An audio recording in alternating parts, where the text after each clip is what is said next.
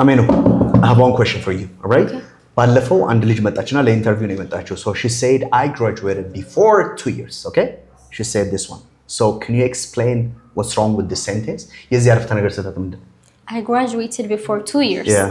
So እቺ ልጅ መጠቀም የነበረባት በቢፎር ፋንታ ኤጎን. Okay, የቱ ጋር the same position No, or መጨረሻ ላይ እሺ. ኤጎን ማስገባት ነበረባት.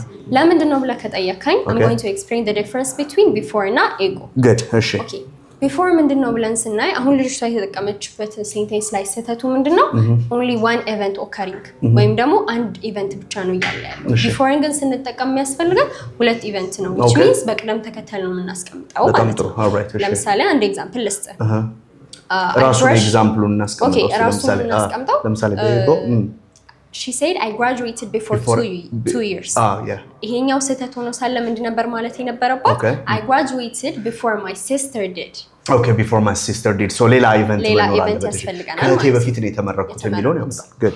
እሺ፣ ስለዚህ በትክክለኛ ያኛው ከሆነ ደግሞ እንዳልሽ I graduated before ሳይሆን 2 years ago ይሆናል ማለት ነው። እሺ፣ ሌላ ኤግዛምፕል እስቲ።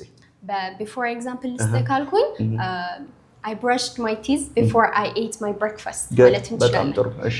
ቁርሴን ከመብላቴ በፊት Okay, there was another event ከዛ ከሱ በፊት ቀደም ተከተላቸውን የጠበቁ ኢቨንቶች። እሺ። ኤጎ ካልን ደግሞ I brushed my teeth 2 hours ago. 2 hours ago, 3 hours ago ይሄኛውን ታይም ወይም ደግሞ ፕሬዘንቱን ታይም ሪፈር አድርገን የምንናገረው ነው ኤጎ ማለት ነው። ለነሱ አሳይመንት እንስጣቸው። ኦኬ፣ እንችላለን። ስለዚህ ኮሜንት ላይ ሁላችሁም እየገባችሁ በቢፎር የሚሰራ ምን ትሉልኛላችሁ? ቡና ጠጥቼ ነበር እዚህ ከመምጣቴ በፊት ወይም ደግሞ ስራ ከመግባቴ በፊት ቡና ጠጥቼ ነበር የሚል ሴንቴንስ ቢፎርን በመጠቀም ትሰሩልኛላችሁ። ኤጎን በመጠቀም ደግሞ የምትሰሩልኝ ምንድነው መሰላችሁ? ከሱ ጋር የተዋወቅ ነው ከ2 ዓመት በፊት ነው ብላችሁ በኤጎ ደግሞ አንድ ሴንቴንስ 2 ሴንቴንሶች ኮሜንት ላይ ታስቀምጡልኛላችሁ ማለት ነው። አመሰግናለሁ።